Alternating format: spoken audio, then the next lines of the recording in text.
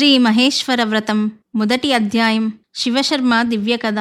శ్రీ పరమేశ్వరుడు భక్తవత్సలుడు, ఆశ్రితజన పక్షపాతి.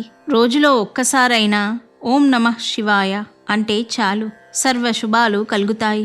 ఆ స్వామి నామాన్ని ప్రతిరోజు స్మరించేవారికి సర్వ ఐశ్వర్యాలు లభిస్తాయి. ఎటువంటి ఆపదలు దరిచేరవు, అపమృత్యు భయం ఉండదు.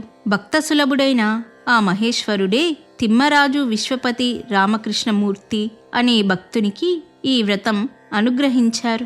ఈ వ్రతం నిర్మల మనస్సుతో స్వామినే స్మరిస్తూ ఆచరించిన వారికి పరమేశ్వరుని అనుగ్రహం కలుగుతుంది, సర్వ శుభాలు కలుగుతాయి. పూర్వకాలంలో కావేరీ నదీ తీరంలో శివశర్మ అనే పరమేశ్వరుని మహాభక్తుడు ఉండేవాడు.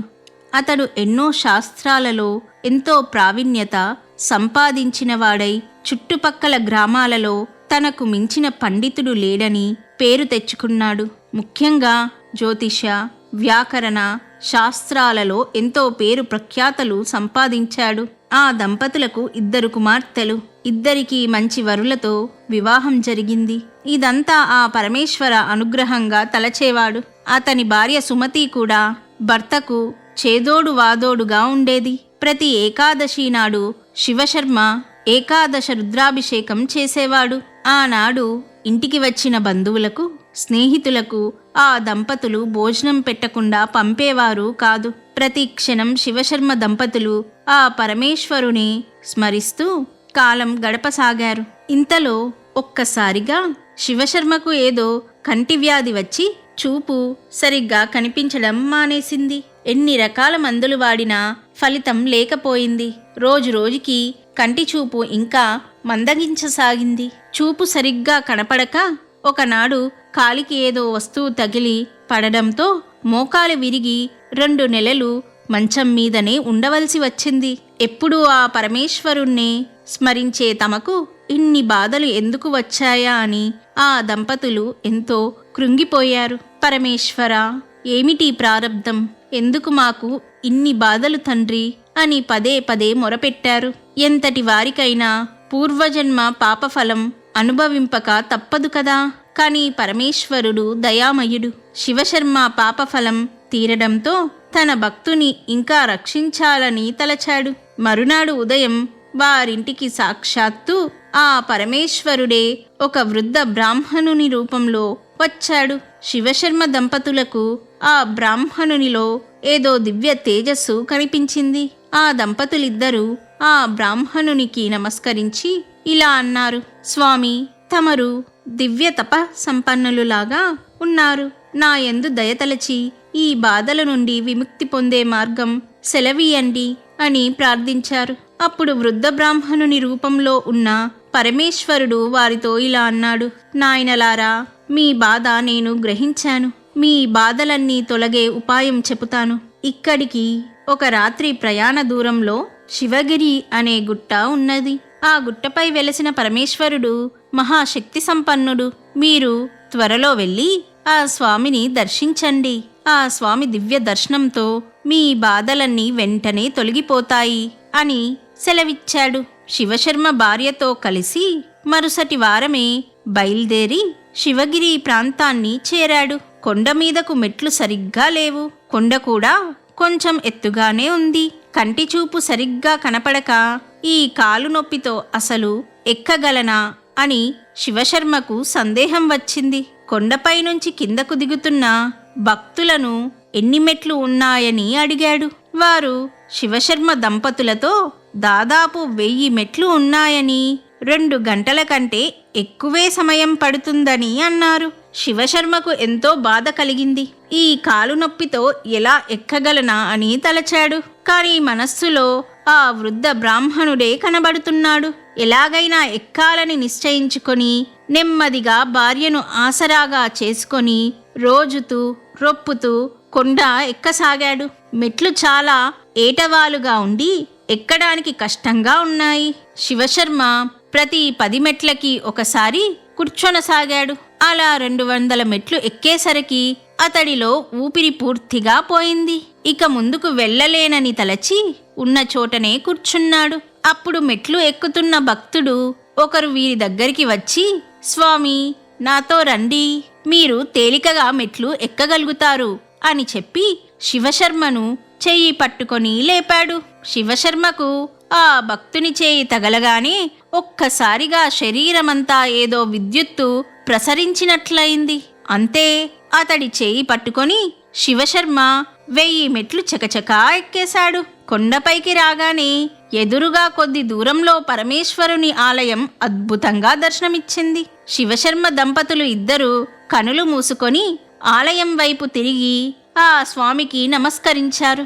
అంతే, ఆశ్చర్యం!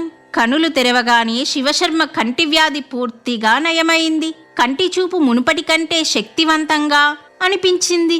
ఎంతో సంతోషపడుతూ ఆ పరమేశ్వరుణ్ణి దంపతులిద్దరూ ఎన్నో విధాలా స్తుతించారు. అప్పటి వరకు తనను చెయ్యి పట్టుకొని తీసుకువచ్చిన భక్తుని కోసం ప్రక్కకి తిరిగి చూశారు. ఆశ్చర్యంగా అప్పటిదాకా వారితోనే ఉన్న భక్తుడు కనపడలేదు. ఆ చుట్టుపక్కలనే వెతికాడు, కానీ ఎక్కడా కనపడలేదు. అప్పుడు వారికి అర్థమైంది, ఆ పరమేశ్వరుడే ఆ భక్తుని రూపంలో వచ్చి తమను అనుగ్రహించాడని శివశర్మ దంపతులు గ్రహించారు. ఆ దంపతులిద్దరూ కొండపై ఉన్న కోనేరులో స్నానం చేసి ఆలయంలో పరమేశ్వరుణ్ణి దర్శించుకున్నారు. మహేశ్వరుణ్ణి దర్శనంతో వారి పూర్వజన్మ పాపాలన్నీ నశించాయి. ఆ రాత్రి అక్కడే నిద్ర చేసి మరునాడు తమ ఊరు తిరిగి వెళ్ళిపోయారు. కొన్ని రోజులకు శివశర్మ కాలినొప్పి కూడా పూర్తిగా తగ్గిపోయింది. శివశర్మ దంపతులు బతికినంతకాలం ఆ పరమేశ్వరుణ్ణి సేవిస్తూ సుఖంగా గడిపి చివరన ముక్తిని పొందారు. ఓం నమః పార్వతీపతయే నమః. ఓం హర హర మహాదేవాయ నమః. శ్రీ మహేశ్వర వ్రతం 2వ అధ్యాయం. శంకరభట్టు కథ. సృష్టి మొత్తానికి కారణభూతుడు పరమేశ్వరుడు. సమస్త దేవతాగణము ఆ పరమేశ్వరుణ్ణి నిత్యం స్తుతిస్తూ ఉంటారు. రోజులో ఒక్కసారైనా పరమేశ్వరుని నామాన్ని తలచుకున్నా ఎన్నో జన్మల పాపాలు నశిస్తాయి. అందున సంధ్యా సమయంలో శివనామస్మరణ చేసిన వారికి ఎంతో పుణ్యఫలం కలుగుతుంది. ఈ సృష్టి మొత్తం వ్యాపించి ఉన్న ఆ పరమేశ్వరుని నిత్యం ప్రార్థించే వారికి సర్వ శుభాలు కలుగుతాయి, సర్వ ఐశ్వర్యాలు లభిస్తాయి, ఎటువంటి అనారోగ్యం దరిచేరదు. బతికినంత కాలం సుఖంగా జీవించి చివరన ముక్తిని పొందుతారు. పూర్వకాలంలో కృష్ణా తీరంలో శంకరభట్టు అనే బ్రాహ్మణుడు ఉండేవాడు. తన ఊరిలోని వేద పాఠశాలలో పౌరోహిత్యం విద్యను నేర్చుకొని చుట్టుపక్కల గ్రామాలలో పౌరోహిత్య కార్యక్రమాలు నిర్వర్తిస్తూ ఉండేవాడు. ఎంతో సత్ప్రవర్తనతో జీవిస్తూ ఉండేవాడు. భార్య, 2 కుమారులతో సుఖంగా ఉండేవాడు. నిత్యం ఆ భగవన్నామ స్మరణలో గడుపుతూ ఉండేవాడు. పౌరోహిత్యంలో మంచి పేరు రావడంతో సంపాదన కూడా బాగా పెరగసాగింది. ఇంతలో అతడికి 50 సంవత్సరాల వయస్సు వచ్చింది. ఎంతో ధనం సంపాదించడం చేత అతడిలో అహంకారం పెరిగింది. దాంతో దైవభక్తి సన్నగిల్లింది. అనేక చెడు అలవాట్లకు లోనయ్యాడు. ఒకప్పుడు ఎంతో పేరుగల శంకరభట్టు అనేక వ్యసనాల బారిన పడి చివరకు భార్య, పిల్లల చేత కూడా అసహించుకోబడే పరిస్థితికి వచ్చాడు. ఉన్న వ్యసనాలతో పాటు పరస్త్రీ వ్యామోహం కూడా ఎక్కువ అవ్వడంతో ఊరివారందరూ కలిసి అతడికి గ్రామ బహిష్కరణ శిక్ష విధించారు. ఊరి నుండి బహిష్కరింపబడ్డ శంకరభట్టు ఆ ఊరు ఈ ఊరు తిరుగుతూ అనారోగ్యం పాలై భిక్షమెత్తుకొని జీవింపసాగాడు. అలా ఒక్కొక్క ఊరిలో కొన్ని రోజులు గడుపుతూ కొన్ని రోజులకు మరో ఊరు చేరుకునేవాడు. ఒకనాడు ఉన్న ఊరి నుండి బయలుదేరి వెళ్తూ మధ్యలో అరణ్య మార్గంలో చిక్కుకున్నాడు. ఎటు చూసినా కటిక చీకటి. దారి తెలియక తికమక పడ్డాడు. ఒక చెట్టు కింద నిద్రపోయాడు. రాత్రంతా అడవి మృగాల అరుపులతో నిద్ర సరిగ్గా పట్టలేదు. ఉదయం లేవగానే నడక తిరిగి ప్రారంభించాడు. నీరసంగా ఉండడం చేత ఎక్కువ దూరం నడవలేకపోయాడు. ఇంతలో సాయంత్రమై చీకటి పడింది. ఒంట్లో ఓపిక నశించి ఇక మరణం తప్పదని తలచాడు. అప్పుడు శంకరభట్టుకి ఒక పాత భవనం కనపడింది. ఆ భవనం అంతా పాడుపడి శిథిలావస్థలో ఉంది. అందులో చిన్న చిన్న గదులు అనేకం ఉన్నట్టు కనపడ్డాయి. నెమ్మదిగా ఒక గదిలోకి ప్రవేశించాడు. ఆ రాత్రికి అక్కడ పడుకుందామని తలచాడు. అంతా దుమ్ము ధూళితో ఉంది. కాలికి ఎన్నో ముళ్ళు ఆకులు తగులుతున్నాయి. అక్కడ నిద్రించడం కోసం ఆ స్థలమంతా శుభ్రపరుచుకున్నాడు. చీకటిలో కాలికి తగులుతున్న ఆకులను పక్కగా విసిరేశాడు. అంతా కటిక చీకటి. ఆ భవనం ఏమిటో కూడా తెలియడం లేదు. నిద్ర పోదామని ఎంత ప్రయత్నించినా శరీరంలో ఓపిక నశించి నిద్ర కూడా పట్టలేదు. ఇంతలో తెల్లవారింది. అతడికి ఎదురుగా ఒక్కసారి పరమేశ్వరుడు ప్రత్యక్షమయ్యాడు. శంకరభట్టుతో ఇలా అన్నాడు, నాయనా శంకరభట్టు, నీవు ఇంతకు ముందు ఎన్నో పాపాలు చేశావు. కాని నిన్న రాత్రి తెలియక చేసిన నీ పనుల వలన నేను ఎంతో ప్రసన్నుడనైనాను. నిన్న నాకు అత్యంత ప్రీతిపాత్రమైన మహాశివరాత్రి పర్వదినం.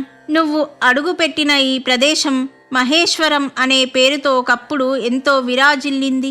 ఇంతకాలం ఎవరూ పట్టించుకొనక ఇలా శిథిలావస్థలో ఉంది.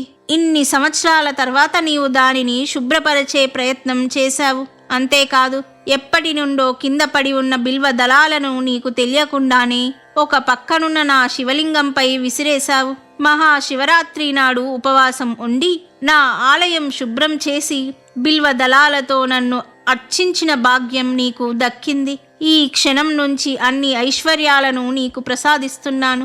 ఒక్కసారి కన్నులు మూసుకొని నన్ను ప్రార్థించు అని ఈశ్వరుడు అంతర్ధానమయ్యాడు. కనులు తెరచిన ఈశ్వరభట్టు తన గ్రామంలో ఉన్నాడు. ఇదంతా ఆ మహేశ్వర మహిమగా గ్రహించాడు. ఎటువంటి అనారోగ్యం లేదు. ఎంతో ఐశ్వర్యం లభించింది. జరిగినదంతా భార్య పిల్లలకు ఊరివారికి చెప్పాడు. అటు తర్వాత శంకరభట్టు ఎటువంటి దుర్వ్యసనాలకు లోనవ్వకుండా ఎన్నో సత్కార్యాలు చేస్తూ ఆ పరమేశ్వరుని సేవిస్తూ కాలం గడిపి చివరకు ఆ మహేశ్వరునిలో ఐక్యమైనాడు. పరమేశ్వరుడు అంతటి దయామయుడు. తెలియకుండానే తనను కొలచిన శంకరభట్టును ఎంతగానో అనుగ్రహించాడు. ఇక తెలిసి చేసే శివపూజ వలన ఎంత పుణ్యఫలం లభిస్తుందో చెప్పనలవి కాదు. పరమేశ్వరుడు అల్ప సంతోషి. ఒకసారి తన నామం స్మరించిన సమస్త ఐశ్వర్యాలను అనుగ్రహిస్తాడు. మంగళకరుడు, శుభప్రదుడు, ముక్తిప్రదాత అయిన పరమేశ్వరునికి ఇవే మన నమస్కారములు. ఓం నమః పార్వతీపతయే నమః. ఓం హర హర మహాదేవాయ నమః. శ్రీ మహేశ్వర వ్రతం 3వ అధ్యాయం. శివదాసుని కథ. పరమశివుడు ఎంతో దయామయుడు. తన భక్తులంటే స్వామికి ఎంతో ఆప్యాయత, అనురాగం. తనను నమ్మి కొలిచిన వారు ఈ 14 లోకాలలో ఎక్కడ ఉన్నా నిత్యం కంటికి రెప్పలా కాపాడే అమృతమూర్తి. పరమేశ్వరునికి తనను కొలిచే భక్తుడు బీదవాడ, ధనికుడా అనే భేదం లేదు. మనస్ఫూర్తిగా కొలిస్తే చాలు, అతడికి సర్వ సంపదలు అనుగ్రహిస్తాడు. ఈశ్వరుడు అంటే అమితమైన ఐశ్వర్యాన్ని ప్రసాదించేవాడు అని అర్థం. ఈశ్వర శబ్దం సకల శుభాలకు సంకేతం. పూర్వకాలంలో గోదావరి తీరంలో శివదాసుడనే గొప్ప శివభక్తుడు ఉండేవాడు. అతడు ఏవో చిన్న చిన్న పనులు చేసుకుంటూ కాలం గడుపుతుండేవాడు. చిన్ననాటి నుండి శివభక్తి పరాయణుడై ఎప్పుడూ శివనామాన్ని స్మరిస్తూ ఉండేవాడు. ఏ పని చేసినా పరమేశ్వరార్పణమస్తు అని తలచుకునేవాడు. ఆ స్వామి దయ వలన శివదాసుకు ఆ ఊరి జమీందారు శేషయ్య ఇంట్లో గుమస్తా ఉద్యోగం దొరికింది. అందుకు శివదాసు ఎంతో సంతోషించి బ్రతికినంత కాలం ప్రతిరోజు క్రమం తప్పక శివుని అభిషేకం చేస్తానని అనుకున్నారు. ఆ ప్రకారం ఆనాటి నుండి ప్రతిరోజు ఉదయమే లేచి శుభ్రంగా స్నానం చేసి తన ఇంట్లోని శివలింగానికి స్వచ్ఛమైన జలంతో అభిషేకం చేయడం ప్రారంభించాడు. శివదాసు తనకు ఎన్ని పనులున్నా అభిషేకం మాత్రం మరిచేవాడు కాదు. ఎప్పుడైనా పనుల వలన రాత్రి నిద్రపోవడం ఆలస్యమైనా తెల్లవారుజామునే లేచి తప్పక అభిషేకం చెయ్యందే కాలు బయట పెట్టేవాడు కాదు. శరీరంలో ఎప్పుడైనా కొంచెం నలతగా ఉన్నా ఏమాత్రం లెక్క చేసేవాడు కాదు. అన్నింటికీ ఆ పరమేశ్వరుడే ఉన్నాడు అనేవాడు. శివదాసు అచంచల భక్తికి ఆ పరమేశ్వరుడు ఎంతో సంతోషపడి అతడి జీవితం సాఫీగా సాగిపోయేలా అనుగ్రహించాడు. రోజులిలా జరుగుతుండగా ఒకనాటి రాత్రి పెద్ద గాలి వాన వచ్చింది. రాత్రంతా కుంభవృష్టి కురుస్తూనే ఉంది. ఉదయానికి కూడా తగ్గలేదు. శివదాసు ఆ వర్షానికి కూడా లెక్క చేయకుండా కోనేటికి వెళ్ళి స్వచ్ఛమైన నీరు తీసుకువచ్చి శివునికి అభిషేకం చేసి ఆ తర్వాత నెమ్మదిగా జమీందారు ఇంటికి చేరాడు.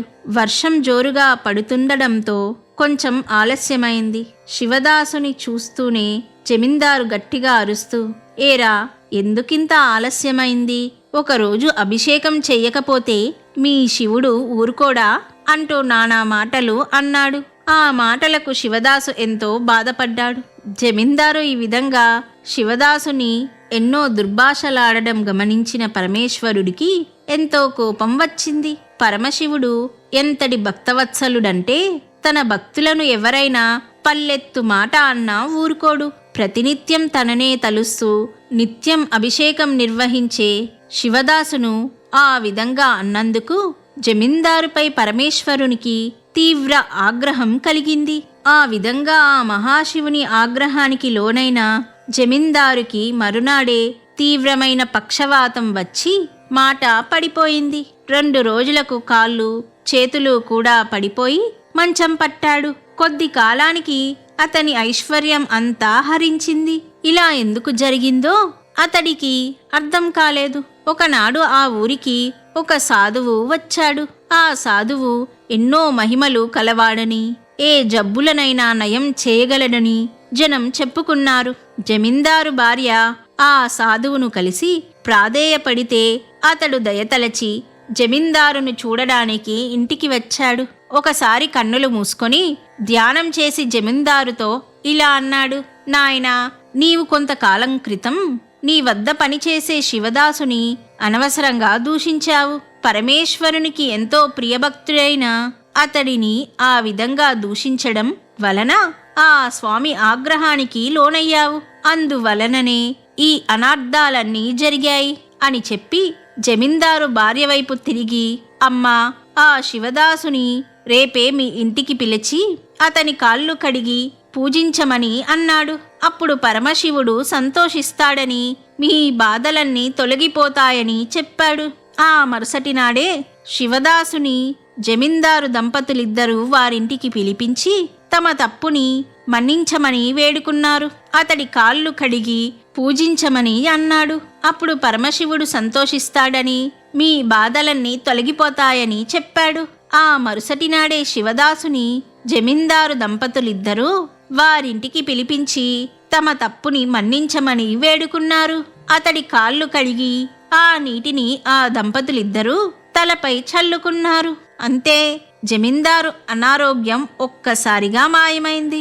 సంపూర్ణ ఆరోగ్యంతో లేచి నిలుచున్నాడు. ఆ దంపతులిద్దరూ ఎంతో సంతోషపడి శివదాసునికి నమస్కరించి ఆ పరమేశ్వరుని ఎన్నో విధాల స్తుతించారు. జమీందారు అటు తర్వాత గొప్ప శివభక్తుడై ప్రతి నిత్యం పరమేశ్వరునికి అభిషేకం చేస్తూ కాలం గడిపాడు. ఆ ఊరిలో చక్కటి శివాలయం నిర్మించి జీవించినంత కాలం సుఖంగా జీవించి చివరన ముక్తిని పొందాడు. ఓం నమః పార్వతీపతయే నమః. ఓం హర హర మహాదేవాయ నమః. శ్రీ మహేశ్వర వ్రతం 4వ అధ్యాయం. గంగరాజు కథ. పరమేశ్వరుడు భక్త సులభుడు. రోజులో ఒక్కసారైనా పరమశివుని మనస్సులో తలిస్తే జీవితమంతా శుభప్రదంగా గడుస్తుంది. ఎటువంటి ఆపదలు దరిచేరవు. అపమృత్యు భయం ఉండదు. సర్వశుభాలు కలుగుతాయి. మనస్ఫూర్తిగా ఆ స్వామిని కొలిచేవారి ఇంట సిరులన్నీ కొలువై ఉంటాయి. దేనికి లోటుండదు. జ్ఞానము, పాండిత్యము లభిస్తుంది. తలపెట్టిన కార్యాలన్నీ జయప్రదంగా నెరవేరుతాయి. పూర్వకాలంలో గంగా తీరంలో గంగరాజు అనే చిన్న వ్యాపారస్తుడు ఉండేవాడు. అతడు ఎన్నో చిన్న చిన్న వ్యాపారాలు చేసి కొద్ది కాలంలోనే ఎంతో ధనం సంపాదించాడు. అంత ధనం సంపాదించాడే కాని ఏమాత్రం దాన ధర్మాలు చేసేవాడు కాదు. పరమ పిస్నారిగా పేరొందాడు. కల్తీ వ్యాపారాలు చేసి ప్రజలను విపరీతంగా దోచుకునేవాడు. అలా బ్రతికిన గంగరాజు కొన్ని సంవత్సరాల తర్వాత మరణించి తర్వాత మరు జన్మలో ఆ పాపాల ఫలితంగా గుడ్డివానిగా జన్మించాడు. ఒక నిరుపేద కుటుంబంలో పుట్టుకతోనే కంటి చూపు లేకుండా జన్మించిన గంగరాజు చిన్నతనంలోనే తల్లిదండ్రులను కోల్పోయాడు. ఏ ఆధారము లేక జోలె పట్టుకొని ఆ వీధి ఈ వీధి తిరుగుతూ అడుక్కుంటూ బతికేవాడు. ఒక్కొక్క ఊర్లో కొన్ని నెలలు నివసించి తరువాత మరో ఊరు చేరేవాడు. అలా కొన్ని రోజుల తర్వాత గంగరాజు లింగాలపల్లె అనే ఊరు చేరాడు. ఆ ఊరిలోని పరమేశ్వరుని ఆలయం ఎంతో మహామహిమాన్వితమైనదిగా ప్రసిద్ధి చెందింది. అంతేకాదు ఆ ఊరిలో దాదాపు ప్రతి చెట్టు కింద ఒక శివలింగం ఉండేది. పురాతన కాలంలో దేవతలే ఈ శివలింగాలను ప్రతిష్ఠించారని ఊరు ప్రజలు చెప్పుకునేవారు. ఈ ఊరు చేరిన గంగరాజు ఒక పెద్ద చెట్టు కింద నివసిస్తూ ప్రతిరోజు ఉదయం సాయంత్రం ఊళ్ళోకి వెళ్ళి భిక్షాటన చేసి వచ్చేవాడు. దొరికిన దానిని తింటూ కాలం గడిపేవాడు. ఒకరోజు ఉదయం అలా భిక్షాటనకు వెళ్ళిన గంగరాజుకు ఎవ్వరూ ఏ పదార్థాలు అతడి పాత్రలో వెయ్యలేదు. సరే, సాయంత్రం ఏదైనా దొరుకుతుందేమో అని అనుకున్నాడు. సాయంత్రం తిరిగి అన్ని వీధులు తిరిగాడు. కాని ఎవ్వరూ ఏ పదార్థము భిక్ష వేయలేదు. ప్రతిరోజు ఏదో ఒకటి తనకు లభించేది. ఆ రోజు ఎవ్వరూ తనకు ఎందుకు భిక్ష వేయలేదో అర్థం కాలేదు. ఉదయం నుంచి ఏ ఆహారం లేకపోవడం వల్ల ఇంట్లో ఓపిక లేక తిరిగి తన చెట్టు వద్దకు బయలుదేరాడు. ఒక్కసారిగా పెద్దవాన మొదలైంది. గంగరాజు తడసి ముద్దయ్యాడు. చివరకు ఒక చెట్టు కిందకు చేరాడు. తన పాత్ర నిండా వర్షపు నీరు చేరడంతో నీటిని పక్కకు విసిరాడు. అంతే, అప్పుడు ఒక అద్భుతం జరిగింది. గంగరాజుకు ఒక్కసారిగా కంటి చూపు వచ్చింది. అంతేకాదు, తన పక్కనే బంగారు నాణాల మూట కనపడింది. ఎదురుగా పరమేశ్వరుడు ప్రత్యక్షమయ్యాడు. గంగరాజు ఒక్కసారిగా ఆశ్చర్యపోయాడు. ఏమిటి ఈ అద్భుతాలు అని తలుస్తుండగా పరమేశ్వరుడు ఇలా అన్నాడు, నాయనా, ఈ రోజు నాకెంతో ప్రీతికరమైన సోమవారం, అందున ఏకాదశి. ఊరి ప్రజలందరూ ఉపవాసం ఉండడం వలన నీకు ఏ పదార్థమూ లభించలేదు. అందువలన నీవు కూడా ఉపవాసం చేసిన వాడివయ్యావు. అంతేకాదు, కన్నులు కనపడకుండా నీకు తెలియకుండా నీవు విసిరిన నీ పాత్రలోని వర్షపు నీరు పక్కన ఉన్న శివలింగంపై పడింది. ఆ విధంగా నీవు నాకు అభిషేకం చేసిన వాడివయ్యావు.